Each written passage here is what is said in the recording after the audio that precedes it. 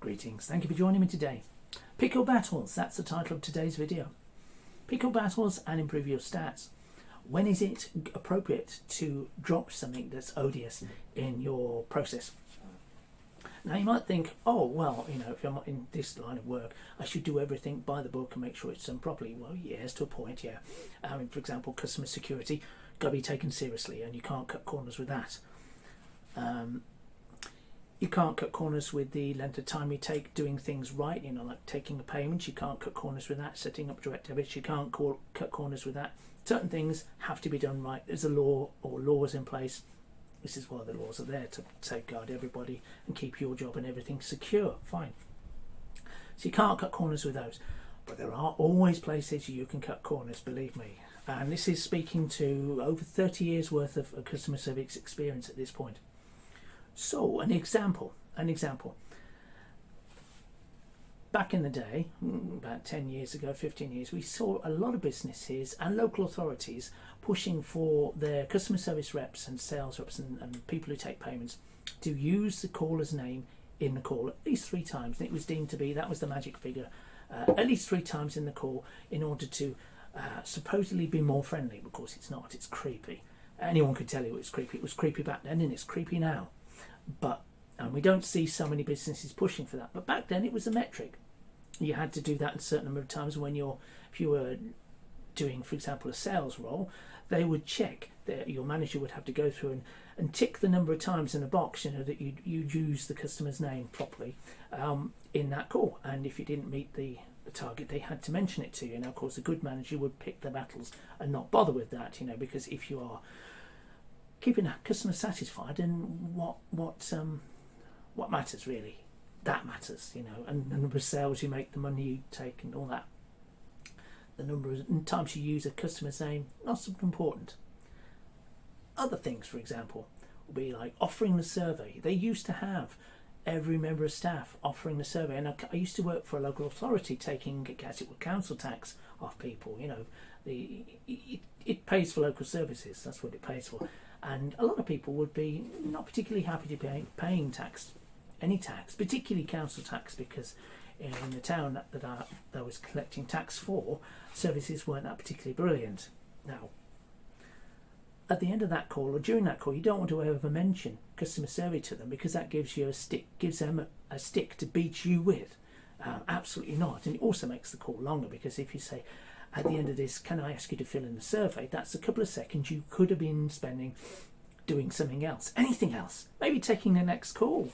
So you cut that out of at the system altogether. Now, I used to sit there on the call centre, going through, taking payment, or promising to pay, whatever it happens to be, and I would not offer ever. I would not offer. And we had a team that would sit in a darkened room away from everybody, and their job was to listen to live calls and then challenge you on it. So, and they would come in, so you'd have a call come in and you'd take a payment or whatever, and they would go on their merry way. And then you get the next call, it was from the management team. Why didn't you offer the survey? Every time, because I didn't want to. Oh. But why? Because I didn't want to. It takes too much time. I wanted to move on. And if you say it with enough conviction, you either get sacked or they just let it go. In my case, good management team, they let it go, because it wastes time. It wastes time. It doesn't make anybody's life better. You don't need to know how annoyed people are that they have to pay tax. You don't need to know how annoyed people are, because their bill is accurately reflecting the service they've received. Don't need that. My wife used to work for a telecoms company, and again, people would call in and they would be offered the survey automatically or otherwise, and a lot of the time they were calling to say, why is my bill so high? Well, it's because you called your mates for X number of hours, and back then there was a tariff for calling, per minute.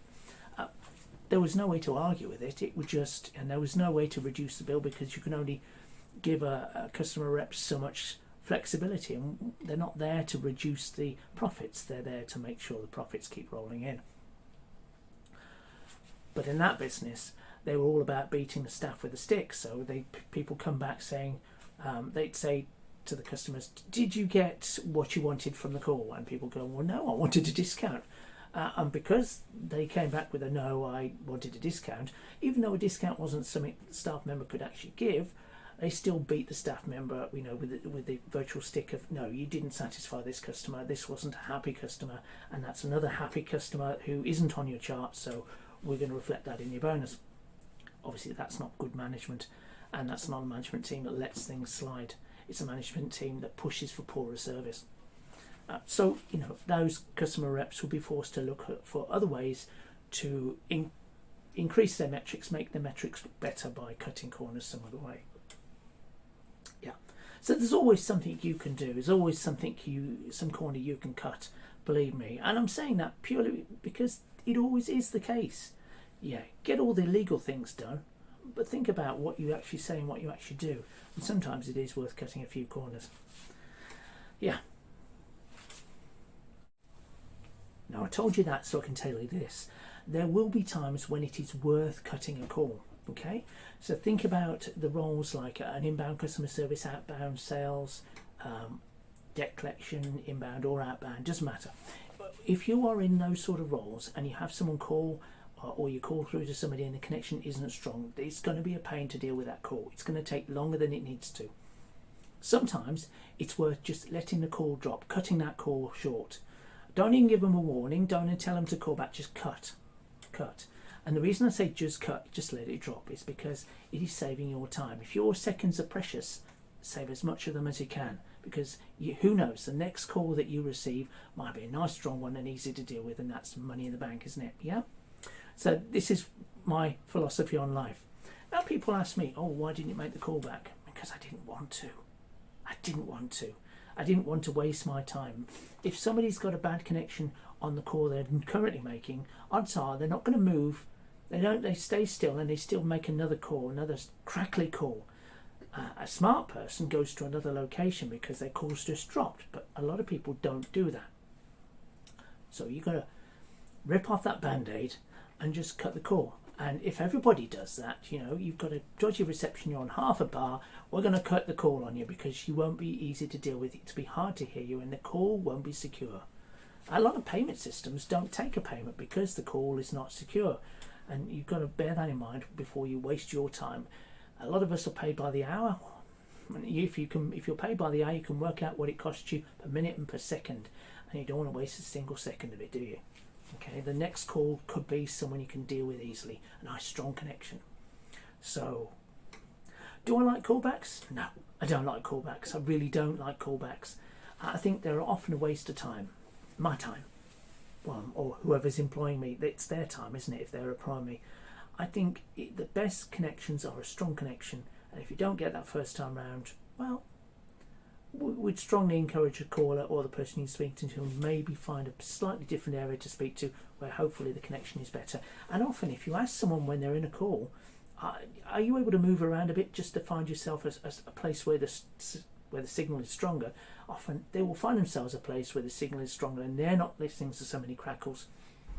And when they do that, you'll have a better call.